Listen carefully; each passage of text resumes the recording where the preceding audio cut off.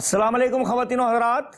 हंसते मुस्कुराते family programme darling का मेज़बान खालिद अब्बास डार हाजिर खिदमत है और मेरे साथ मौजूद है हमेशा की तरह डार्लिंग और डिप्टी डार्लिंग। होता उत्ते जंडरे लाल है, मुंह कुछ ना बोल, मिलेगा जुल्म दा बदला, मिलेगा जुल्म दा बदला। भाई किस जुल्म के बदले की बात कर रहे हो? बाबियो वो जुल्म जो इंडियन जासूस कुलभूषण ने ढाया और हमारे पाकिस्तानियों को मरवाया, और इस पाकिस्तान मुल्क में कैसा कैसा जुल्म। हाय हाय हाय। हाँ भाई, कुलभूषण को तो मौत की सजा सुना दी गई है और आर्मी चीफ ने भी इसकी सजा की तौसीक कर दी। सजा च तौसीक कर दी है, ओ क्यों? तौसीक नहीं भाई, तौसीक यानी मंजूरी दे दी है। डॉक्टर साहब, मुझे एक बात की समझ नहीं आती कि कुलभूषण पकड़ा गया, उसने अपने मकरूह जराइम का इतराफ भी कर लिया। अब अगर उसे सजा दी जा रही है या सुनाई है अभी सजा, तो हिंदुस्तान को क्यों मिर्चें लग रही हैं भाई? भाई यही तो मुनाफकत है हिंदुस्तान की कि अपने यहाँ खुद दहशतगर्दी करा के पाकिस्तान का नाम लेता है, और जब पाकिस्तान में हिंदुस्तान का जासूस पकड़ा जाता है तो बजाय इसके कि शर्मिंदगी का इजहार करे, आंखें दिखाता है। मैं सुनिया है इंडिया ने साडे हाई कमिश्नर नु बुला के उहदे सामने एहतजाज भी किया है। हाँ किया था, लेकिन हमारे हाई कमिश्नर जो हिंदुस्तान में मुकीम हैं, उन्होंने ठोक बजा के जवाब दिया। उन्होंने कहा कि कुलभूषण एक दहशतगर्द और जासूस है, उसको वही सजा मिली है जो एक दहशतगर्द को मिलनी चाहिए। लेकिन डॉक्टर साहब, हिंदुस्तान ने यह भी तो कहा है कि इस हरकत से हिंदुस्तान और पाकिस्तान के, मेरा मतलब, ताल्लुकात भी खराब हो सकते हैं। यार पहले कौन से अच्छे ताल्लुकात हैं? अब तुम ही बताओ मुझे कि अब इस दहशतगर्द और जासूस को क्या हार पहनाए जाएं? मुझे तो अब ये लग रहा है कि हिंदुस्तान किसी पाकिस्तानी मुसलमान को पकड़ के जासूसी का इल्जाम लगा के अपना दाग धोएगा। आहो बिल्कुल बिल्कुल उसी तरह ही जिस तरह पूरी हमला होया सी ते किने वाले पाकिस्तानी फाड़ ले सन, बाद दे विच जिसले हकीकत सामने आई उन्हां नु फिर छड्ड दिता, शर्मिंदा होया बाद च खुद ही। डिप्टी, तुम्हें इस बात का शायद इल्म नहीं है कि मक्कारी और अय्यारी भारत की गुट्टी में भरी हुई है। अब देख लें कि कश्मीर में इंतखाबात के नाम पर क्या खून के दरिया बहा रहा है। 10 कश्मीरी फिर शहीद कर दिए उसने। ए दसो डॉक्टर साहब, जेडे कश्मीरी ने वो ऐसे इंतखाबात नु मानदे ने? अच्छा सवाल है। मकबूजा कश्मीर में मोदी एक जलसे से खिताब कर रहे थे कि कश्मीरी नौजवानों को कहा कि आपको टूरिज्म चाहिए या टेररिज्म। कश्मीरी नौजवानों ने कहा कि जिसे आप टेररिज्म कह रहे हैं, हम उसे आजादी कहते हैं और आजादी हमारा हक है। अब तो उनके कठपुतली वजीर आला ने भी कह दिया है कि पाकिस्तान से बात किए बगैर कश्मीर में अमन पैदा नहीं हो सकता। भाई यही बात तो हिंदुस्तान को समझ नहीं आ रही। अब तो एक नई चाल चली है उन्होंने कि हिंदुओं को टूरिज्म के नाम पे धड़ाधड़ मकबूजा कश्मीर में आबाद किए जा रहे हैं। ऐसा की फायदा होएगा? जब हिंदुओं की तादाद बढ़ जाएगी तो मकामी कश्मीरी तादाद में कम हो जाएंगे, इलेक्शन में अपनी मर्जी के नतीजे होंगे। ये तो बाबे वही बात हो गई। असा जान के मीट ले अखवे मुझे सिर विच पाले कख विच कर बक बक सजना, ते करे बक बक सजना। ऐसी हो गई मोदी दी गल। अपनी सियासत का की हाल चाल चलता पे है? भाई अपनी सियासत तो बिल्कुल तुम्हारे जैसी है, समझ भी नहीं आ रही क्या हो रहा है और क्या कह रहे हैं। लेकिन डार्लिंग जी, मैं तो सुने हैं पनामा का फैसला अब बिल्कुल आने वाला है। भाई मुझे भी 2 महीने से यही सुनने में आ रहा है, मगर देखा जाए तो पीटीआई और नून लीग का इत्माद जो है ना, उसकी तरफ ध्यान देना चाहिए। दोनों को पता है शायद उनके हक में फैसला आ रहा है। और डार्लिंग जी, जब फैसला दोनों के खिलाफ आ गया तो फिर क्यों डॉक्टर साहब? भाई फैसला क्या आता है इसके बारे में तो नहीं कुछ कहा जा सकता। जाहिरी बात है अदालत ने दोनों पार्टियों के दलाइल सुनकर फैसला लिखा होगा ना। अब जब फैसला आएगा और जिस पार्टी के खिलाफ आएगा, देखें उनका रिएक्शन क्या होता है। जिस अंदाज से गुफ्तगू की जा रही है और जिस अंदाज से आवाम को ढाल बना के बयानात दिए जा रहे हैं, मुझे तो यूं महसूस हो रहा है जैसे अदालत पर प्रेशर डालने की कोशिश की जा रही है। तुसी गल बिल्कुल सोलाने की थी है।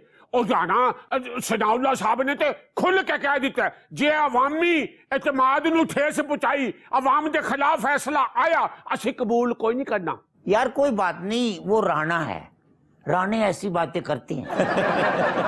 यही तो बात है डार्लिंग, कि फैसले जो होते हैं वो इंसाफ और कानून के मुताबिक होते हैं।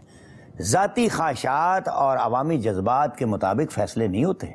ये हुई ना बात। डार्लिंग जी, ऐ ना हो कि फैसला मेरे खिलाफ ही आ जाए। ओए यार, पनामा का फैसला आना है। कहाँ पनामा और कहाँ तुम्हारा पुराना पजामा? तारियां ला। मनु तिहार वाले तुसी गधा ही समझते हो। बेटा, गधा होना कोई मामूली बात नहीं है। देखा तुमने कि केपीके वाले जो हैं वो चीन के साथ गधे फरोख्त करने का मंसूबा बना रहे हैं, बल्कि साइन भी हो गए हैं। मेरी वैल्यू फिर बढ़ जाएगी अगर गधे रहे तो। क्यों डॉक्टर साहब, इस हच्चे? भाई केपीके गवर्नमेंट ये समझती है कि अगर गधे चाइना एक्सपोर्ट किए जाएं तो ज़राई शोबे में पाक चाइना सरमायाकारी को फरोग मिलेगा। पहले चीन वाले साढ़े खोतियां दा की करेंगे? यार, पहले चीन में गधे की खाल जाती थी, गोश्त तो हम लोग खा जाते थे ना सारे। अब चीन ने कहा भी गोश्त समेत गधा भेजो अगर कारोबार करना है तो। सबूता खोता ए खलोता। भाई वो गधों की खाल अद्वियात और दीगर अशिया में इस्तेमाल करना चाहते हैं। डॉक्टर साहब, अब तो इमरान खान कह सकते हैं कि कौमें मेट्रो बनाने से नहीं बनती, गधे एक्सपोर्ट करने से बनती हैं। मनु ते समझ नहीं आती।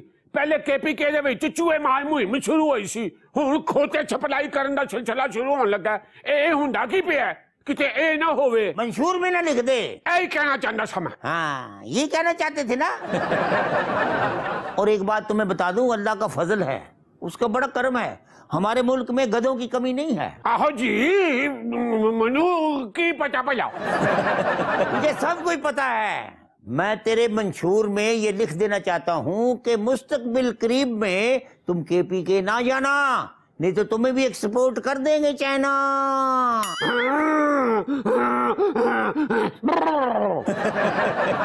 भाई क्यों तंग कर रहे हो इसको बेचारे को? अपना काम करो, जुगनी सुनाओ। बाबियो, आप कहें और हम ना माने, ऐसे तो हालात नहीं।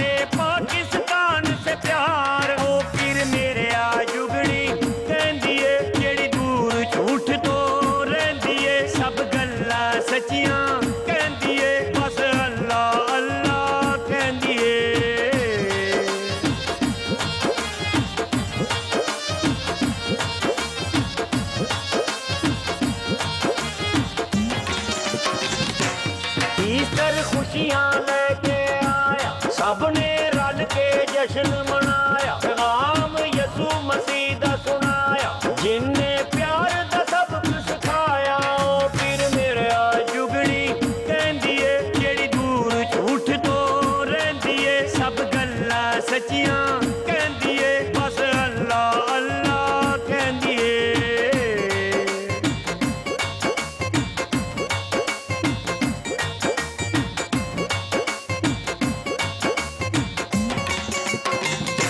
जसूस इंडिया दा काबू आया, फौज करारे जुर्म कराया, अदालत मौत दा हुक्म सुनाया, इंडिया झूठा रौला पाया। ओ फिर मेरे आ जुगड़ी कहंदी ए, जेड़ी दूर झूठ तो रहंदी ए, सब गल्लां सच्चियां कहंदी ए, बस अल्लाह अल्लाह कहंदी ए।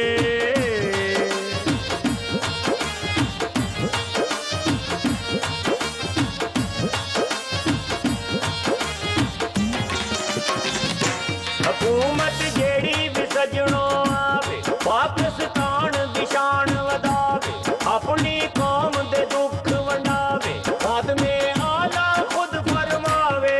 ओ फिर मेरे आ जुगड़ी कहंदी ए, जेड़ी दूर झूठ तो रहंदी ए, सब गल्लां सच्चियां कहंदी ए, बस अल्लाह अल्लाह कहंदी ए।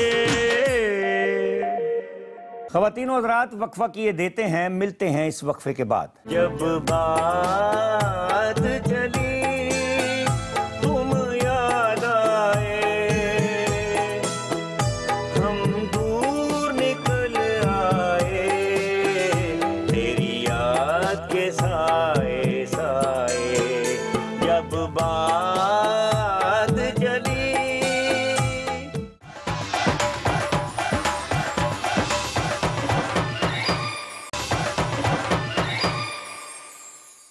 वेलकम बैक नाजरीन। आइए देखते हैं डार्लिंग और डिप्टी डार्लिंग हमारे आज के मेहमान के साथ क्या बातें कर रहे हैं।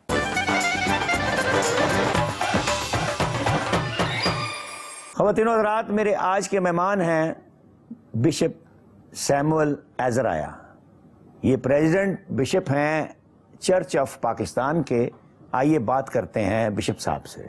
बिशप साहब, वेलकम टू द शो। बहुत बहुत शुक्रिया डार्लिंग। आपकी बड़ी मोहब्बत कि आप हमारी रिक्वेस्ट पे हमारे शो में तशरीफ़ ले आए।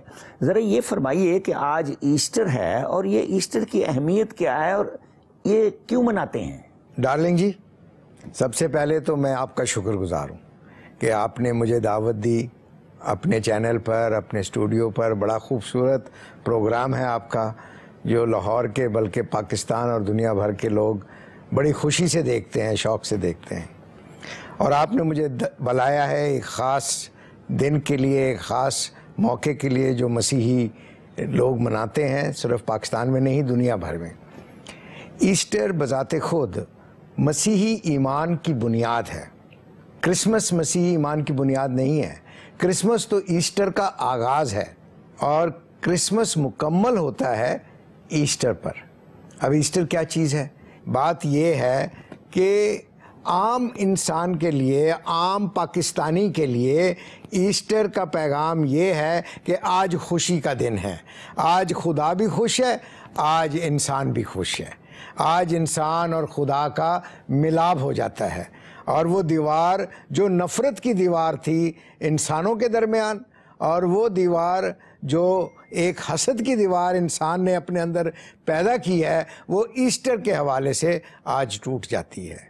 और दूसरा मैसेज ये है कि ईस्टर के हवाले से मसीही इस बात का भी प्रचार करते हैं कि मसीह का मुर्दों में से ज़िंदा होना सिर्फ एक तारीख़ी वाक़या नहीं है, बल्कि ये आज हमारी ज़िंदगियों में भी मसीह को ज़िंदा होना चाहिए। ज़रा ये फरमाइए कि ईस्टर में दूसरे मज़ाहब के लोग भी इबादत देख सकते हैं? डार्लिंग जी, इबादत तो कोई भी आ सकता है। इबादत में तो किसी के लिए कोई पाबंदी नहीं है। उस खालिक की इबादत है, आपका भी है, मेरा भी है। कोई पाबंदी नहीं है, कोई पाबंदी। मजहब पाबंदी लगाता है लेकिन उसकी ज़ात तो पाबंदियां नहीं लगाती कभी भी। बिल्कुल। ये सारे दिन में क्या आपके प्रोग्राम होते हैं? बहुत से प्रोग्राम होते हैं। ईस्टर की तैयारी जो है ना डार्लिंग जी, वो शुरू होती है इस पूरे हफ्ते में। इस हफ्ते को हम कहते हैं मुबारक हफ्ता जी। जुमेरात वाले दिन एक ख़ास इबादत होती है जिसमें हर परस्तिश करने वाला अपने भाई की, अपने बहन के पैर धोता है। अच्छा। अब पैर धोना जो है ये हलीमी की सबसे बड़ी निशानी है। किसी के पैर को धोना आम इंसान नहीं धोता। और ये मिसाल हमने यीशु मसीह की खिदमत से ली है। उन्होंने अपने शागिर्दों के पैर धोए थे और हमारा ये ईमान है कि इतनी बड़ी हैसियत जो खुदा की नुमाइंदगी कर रहा है वो इंसान के पैर धोता है और इंसान के पैर धोकर वो उस रिश्ते को बहाल करता है। फिर हम गुड फ्राइडे मनाते हैं जुमे वाले दिन, और आज ईस्टर का दिन है जी। हम ये मनाते हैं कि आज मसीह मुर्दों में से ज़िंदा हुआ और सारा दिन इबादत होती है, क्योंकि ये शुरू सुबह 4 बजे होता है काम। हमारी पहली इबादत जो आम तौर से तकरीबन हर एक गिरजा घर में होती है वो सुबह 4 साढ़े 4 बजे होती है और लोग और बच्चे, मर्द और औरत बड़ी तादाद में इबादत गाहों में आते हैं। फिर जुलूस निकलता है जिसमें हम खुशी मनाते हैं, फतहमंदी के नारे बुलंद करते हैं, फिर इबादत होती है और इसी तरह से दोपहर तक इबादत चलती है। दोपहर के बाद लोग अपने अजीज़ों को मिलते हैं, रिश्तेदारों को मिलते हैं, दोस्तों को मिलते हैं। शाम को लोग बच्चों को लेकर सैर के लिए बाहर जाते हैं और इस तरह ईस्टर की सारी एक्टिविटी होती है। ते विच रंग बिरंगे खाने ते खान पीन दी चीज़ां खुशी दे मौके दे ते हुंदी है, ओ भी ते हुंदा होया ना। बिल्कुल बिल्कुल डिप्टी डार्लिंग जी, खाने के बगैर तो फिर इंसान मुकम्मल ही नहीं ना होता। खाना तो होता है, लेकिन जैसे क्रिसमस में केक खाया जाता है जी, ईस्टर के वक्त कोई इस तरह की चीज़ नहीं है। ये एक मगरबी निज़ाम है, एक मगरबी रवायत चल रही है जिसका हमारे मज़हब से कोई ताल्लुक़ नहीं है, वो है ईस्टर एग हम कहते हैं। अब अंडा जो है वो एक ज़िंदगी की निशानी है, ठीक है ना। ईस्टर एग हम वो कहते हैं, जो लोग ईस्टर एग बच्चों को देते हैं, और वो एग का सिंबल जो है, अंडे का सिंबल यह है कि एग में से ज़िंदगी निकलती है, और यही हमारा ईमान है कि ईस्टर जो है ये ज़िंदगी का पैगाम है। अच्छा बिशप साहब ये दसो कि ये जिस तरह फिरके होंदे ने, ये मसीह बरादरी च भी कोई फिरके होंदे ने? मसीह बरादरी भी तो दुनिया का हिस्सा है ना। हमारे मसीही मज़हब में 3-4 बड़ी बड़ी डिनोमिनेशन हैं, बड़े बड़े फ़िरके हैं। रोमन कैथलिक चर्च है, प्रोटेस्टेंट चर्च है, ऑर्थोडॉक्स चर्च है, और ये 3-4 फ़िरके हैं हमारे। अच्छा बिशप साहब ये दसो, जिस तरह साडे रोजे होंदे ने ते फिर ईद आंदी है, इस तरह मैं सुनिया है ईस्टर तो पहले ताडे भी रोजे होंदे ने? डिप्टी डार्लिंग जी, आपने बिल्कुल ठीक सुना है, क्योंकि ईस्टर से पहले हमारे 40 दिन के रोज़े होते हैं, और लोग रोज़े रखते हैं, लोग दुआ करते हैं, और हर रोज़ मुख्तलिफ़ घरों में, मसीही घर में हर रोज़ शाम को पादरी साहब जाते हैं, उनके ख़ानदान के साथ बैठकर दुआ करते हैं, मिलकर फिर वो जो सादा खाना होता है वो खाते हैं। सो हमारे भी रोज़े होते हैं ईस्टर से पहले। बिशप साहब ज़रा ये फरमाइए कि जब पाकिस्तान बना तो मुसलमान अक़लियत में थे, अब आप अक़लियत में हैं, आप कैसा महसूस करते हैं? आप अहले पाकिस्तान के साथ खुशियां मनाते हैं या क्या फील क्या करते हैं आप? अक़लियत होने में कुछ नुकसानात भी हैं और कुछ फ़ायदे भी हैं। पहली बात मैं ये कहना चाहता हूँ कि हम मज़हबी अक़लियत हैं। अच्छा, अब हम समझते हैं कि जहाँ तक इस्लाम और मसीही ईमान का ताल्लुक़ है, इनमें बहुत हमंगी है, आपस में मेल मिलाप भी है, एहतराम भी है, इख्तिलाफ़ात भी हैं, जिसका मैं इनकार नहीं करता। जब आपका रमज़ान के मुबारक रमज़ान महीने का होता है तो हम आम तौर से अपने मुसलमान भाइयों को, बहनों को, दोस्तों को अपने घर, अपने चर्च में बुलाते हैं और उनके साथ इफ्तार करते हैं। इसी तरह से हमारे बहुत से मुसलमान रहनुमाओं ने मसीहों को बुलाया है अपने अदारों में, अपने घरों में, और कई दफ़ा वो शाम का खाना इकट्ठा बैठकर खाते हैं। तो ये शेयरिंग तो होती है। ख़वातीनो हज़रात, गुफ्तगू जारी रहेगी, मिलते हैं एक मुख्तसर से वक्फे के बाद।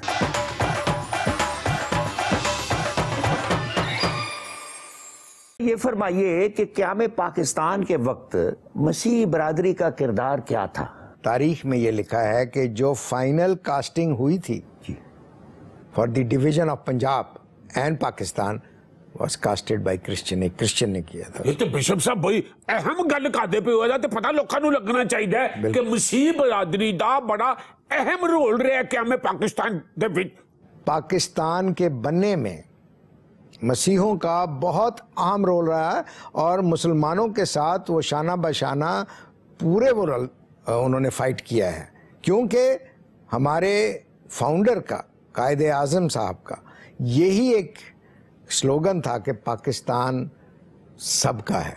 मुस्लिम मेजॉरिटी ज़रूर है, लेकिन यहाँ आपको आज़ादी है कि आप अपने मंदिर में जा सकते हैं, आप अपनी इबादत मस्जिद में जा सकते हैं, आप अपने गिरजाघर में जाके कर सकते हैं। हाँ, मजहबी आज़ादी दी ते कायदे आज़म साहब ने खुली इजाजत दी सी कि बिल्कुल आज़ादी। और दूसरी गल ये भी कायदे आज़म साहब ने ते अक़लियत की गल की कोई नहीं, उनका सारे पाकिस्तानी ने। हज़रत कायदे आज़म ने तो हमेशा भाईचारे की बात की है, मेल मिलाप की बात की है, मिल के चलने की बात की है, एक दूसरे के एहतराम की बात की है, एक दूसरे को बर्दाश्त करने की बात की है। जब बिशप साहब ये फरमाओ, तुसी साडा प्रोग्राम डार्लिंग वेखदे हो ना? डिप्टी डार्लिंग साहब, आपका प्रोग्राम 7 साल से हो रहा है, और आपको भी देखते हैं, डार्लिंग जी को भी देखते हैं, और आपके प्रोग्राम की जो खूबसूरती है वो ये है कि आप इन्फॉर्मेशन भी देते हैं, आप कुछ थोड़ी सी एंटरटेनमेंट भी बीच में करते हैं, आप कुछ गहरी बातें लाइट मूड में कर जाते हैं जो बच्चों को भी समझ आ जाती है और बुरा भी नहीं लगता।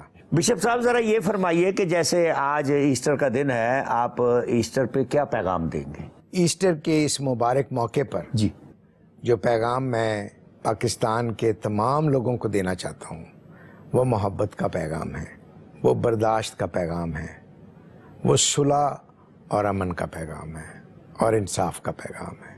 ये सारी बातें जो मैं कर रहा हूँ ये सब इंटरकनेक्टेड हैं, इन सब का ताल्लुक़ है एक दूसरे से। अगर एक ही सिरा हम पकड़ लें तो बाकी बातें भी अपने आप होती जाएंगी। अगर हम मोहब्बत को ही जन्म दे दें अपनी ज़िंदगी में, अपने किरदार में, ईस्टर के हवाले से, क्योंकि खुदा ने हमसे ऐसी मोहब्बत की, खुदा आज भी हमसे ऐसी मोहब्बत करता है कि वो हमारी सारी कमज़ोरियों को, हमारी सारी नालायकियों को, हमारे सारे गुनाहों को और हमारी सारी गलतियों को बर्दाश्त करता है। तो अगर हम भी इंसान होते हुए अपने पड़ोसी के, अपने साथी के कमज़ोरी को, गलती को, बेवकूफ़ी को बर्दाश्त करें मोहब्बत की रूह में, तो बाकी सारी चीज़ें ठीक हो जाएंगी। इंसाफ भी हो जाएगा, सुलह भी हो जाएगी, अमन भी हो जाएगा, तरक्की भी हो जाएगी, भाईचारा भी हो जाएगा। बिशप साहब, आपका बहुत शुक्रिया, आप हमारी रिक्वेस्ट पे हमारे शो में तशरीफ़ लाए और हमारी आपने बड़ी इज्जत बढ़ाई। मैं आपका शुक्रगुजार हूँ, बहुत बहुत शुक्रिया, आपने मुझे बुलाया और मैंने बहुत इंजॉय किया।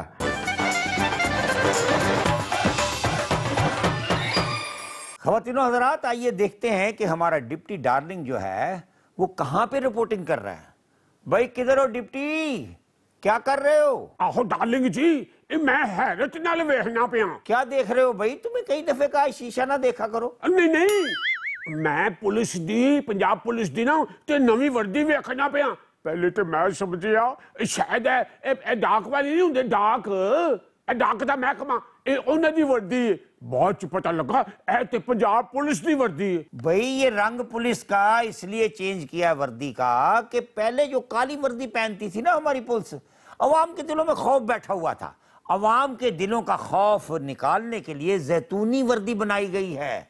तुम्हें नहीं पता जैतून कितनी अच्छी होती है दिल के लिए? हाँ डार्लिंग जी, खौफ तो वाकई निकल गया, पर हुण पंजाब पुलिस दी वर्दी वेख के ना हासा निकलदा पिया। बेटा कोई बात नहीं, जब तुम इनके हत्थे चढ़ोगे ना फिर हासा नहीं निकलेगा, रोना ही निकलेगा, क्योंकि बंदे तो पुराने हैं ना, वर्दी नहीं है ना। मगर मुझे ये बताओ कि इस वर्दी में क्या खासियत क्या है? ये क्यों, मेरा मतलब है, तुम्हें और तरह की लग रही है? होते कोई खास खसूसियत नहीं, बच्चे बड़िया वड्डियां ने ते काफी सारियां ने, ढेड शेड लुक गए ने इहदे चोना दे। यार तो जेबें ज्यादा और बड़ी क्यों हैं, तुमने सोचा? एदा जवाब तो या दर्जी दे सकदा है ते या फिर जेबां वाले। जेबां वाले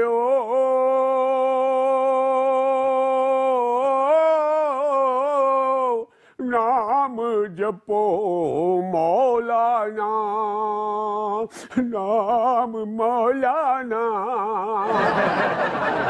यार तुम मुझे ये बताओ कि पंजाब पुलिस की वर्दी, हुणे थोड़ी देर पहले ना एक मैं सिपाही को टाइम पूछे, मैं कहा भाईजान टाइम की होया? उन्हें खिच कच पे मैं मुंह ते मारी, कहंदा ओए तेरे वास्ते घड़ी बनी है मैं। तो इसका मतलब ये हुआ कि पुलिस का रवैया आवाम के साथ वही है। 100% ओहो ही है। ते नाले जड़ियां वधियां ने ना, ए मोटे मोटे ढिड्डां वाले जेडे पुलिस वाले ने ना, उन्होंने ते पूरियां नहीं आंदियां पईयां। उन्होंने अफसरां ने कह दिता ओए सीधे हो जाओ, अपना वजन घटाओ, ढिड अंदर करो, फिर तुहानू पूरियां आनगियां। बिल्कुल ठीक बात है भाई, पुलिस वालों को स्मार्ट होना चाहिए। बड़ी महंगी वर्दी बनवाई है पुलिस के लिए। सारा दिन ते मुर्गे लभदे रहंदे ने, इन्होंने समाज कित्थों होना है? नाले गल सुनो, वैसे सारे पुलिस वाले इक्को जे नहीं जे हुंदे। इसका मतलब है अगर इक्को जे पुलिस वाले नहीं हैं तो स्मार्ट भी हैं कुछ। आहो जी, स्मार्ट भी ते ईमानदार भी, उन्होंने वर्दी नाल कोई फर्क नहीं पैंदा।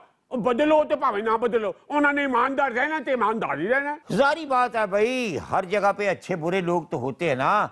जरा ये बताओ कि वो क्या फील कर रहे हैं, कैसी लगी उन्हें ये नई वर्दी? चंगा सवाल है डार्लिंग जी तुहाडा। एहो सवाल मैं एक पुलिस वाले नूं कीता ते उन्हें पता है मैनूं की जवाब दिता? कहंदा जी पहले साडी वर्दी नूं वेख के पब्लिक जेहड़ी खौफ खांदी सी, हुण हस जाती है। यार तुम कैसी फजूल बातों में पड़ गए हो। कुछ दिनों के बाद आवाम को ये वर्दी जो है वो, मेरा मतलब है, कबूल होना शुरू हो जाएगी और पुलिस वाले भी जो हैं वो डाक वाले नहीं लगेंगे। बेटा समझा करो तुम। ओ डालेगी जी, मेरा ख्याल है हुण मैनूं इजाजत दिओ, ओ पुलिस वाले इधर ही आंदे पे जे मेरे वाली, ਅੱਗੇ ਵੀ ਮੈਂ ਵੇਖ ਕੇ ਉਹਨਾਂ ਨੂੰ ਹੱਸਿਆ ਸਾਂ ਕਿਤੇ ਗੁੱਸਾ ਮੇਰੇ ਤੇ ਹੀ ਨਾ ਕੱਢ ਲੈਣ ਤੇ ਮੈਨੂੰ ਹੁਣ ਬਸ ਇਜਾਜ਼ਤ ਦੇ ਦਿਓ ਕੈਮਰਾਮੈਨ रजा खालिद के नाल मैं डिप्टी डार्लिंग एक्सप्रेस न्यूज ख़वातीनो हज़रात मेरा ख्याल है वक्फा किए देते हैं, मिलते हैं वक्फे के बाद। जब बात चली तुम याद आए, हम दूर निकल आए, तेरी याद के साए साए। जब बात चली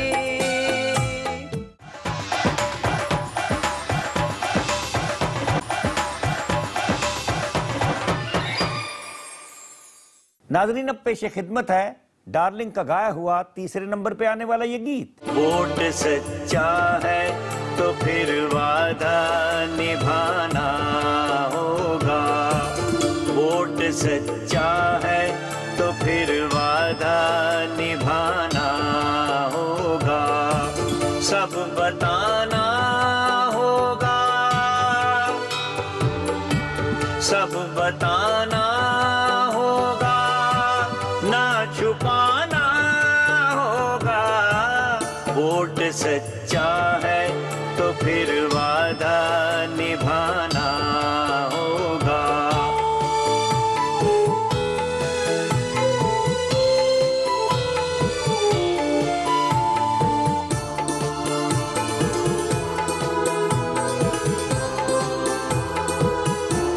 डॉक्टर आसिम या अयान अली बच निकले, चौधरी साहिब के अल्फाज सभी सच निकले, वादे जो भी थे किए वो भी वेरी मच निकले। यूं है शर्जील भी खुश सबको बताना होगा, सब बताना होगा, ना छुपाना होगा। वोट सच्चा है तो फिर वादा निभाना होगा। पेश खिदमत है ख़वातीनो हज़रात डार्लिंग का गाया हुआ दूसरे नंबर पे आने वाला ये गीत।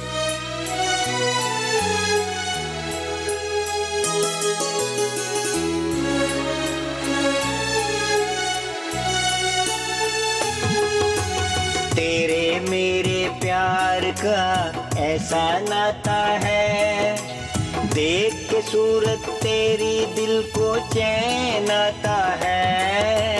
तेरे मेरे प्यार का ऐसा नाता है, देख के सूरत तेरी दिल को चैन आता है। तेरे मेरे प्यार का ऐसा नाता है।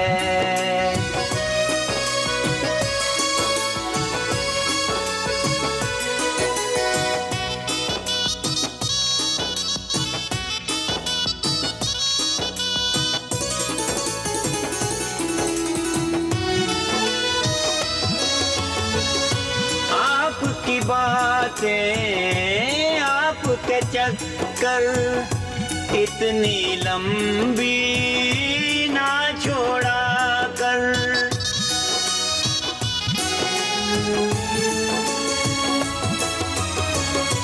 अगली हुकूमत किसकी होगी, अपने लफ्जों को तोला कर। खादिम आला की मर्जी से, खादिम आला की मर्जी से, ओ एक मर्जी से बदल गई है वर्दी लेकिन दिल घबराता है। जब भी कोई सिपाही हमको घूरता जाता है, तेरे मेरे प्यार का ऐसा नाता है।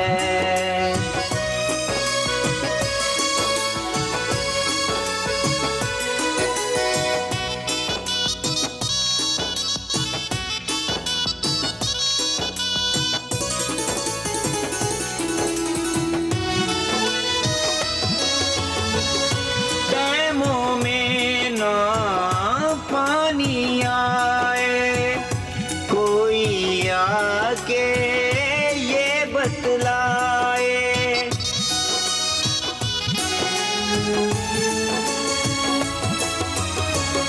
वो जो मंसूबे थे इतने, उनके नताइज क्यों नहीं आए। बिजली जाती है तो मच्छर काटने आ जाता है बदन पर, हाय अपने बदन पर। मेगावाटों के चक्कर से दिल घबराता है, पंखा बंद हो तो बंदा भी सो नहीं पाता है। ख्वाजा आसिफ कौम को सारी रात जगाता है, और टीवी पे आके बढ़ के खूब सुनाता है। गवर्नमेंट का और कौम का ऐसा नाता है, बिजली आए ना आए लेकिन बिल तो आता है। अब पेश खिदमत है डार्लिंग का गाया हुआ चोटी का गीत।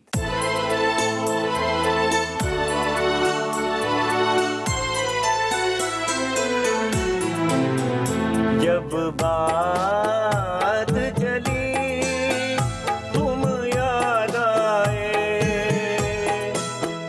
हम दूर निकल आए, तेरी याद के साए साए। जब बात चली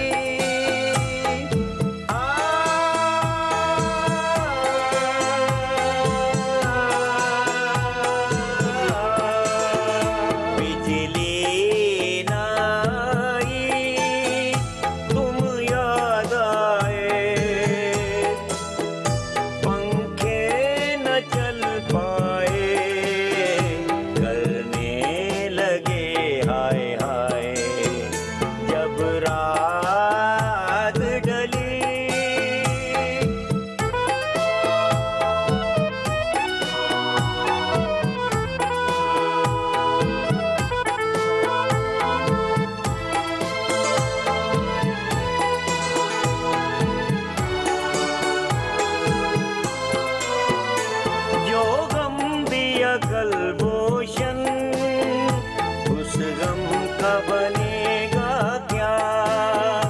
कब लटके गए जासूस, कब इसको मिलेगी सजा। इंडिया को अचानक क्यों अब इसकी फिक्र खाए। जब बात चली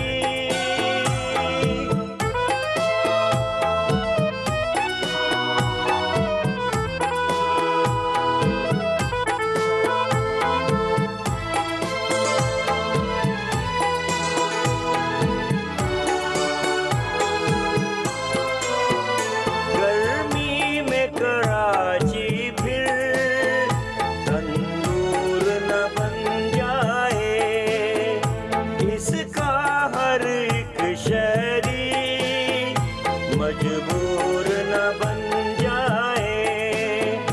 कुछ इनके लिए कर लो, कोई जान से ना जाए।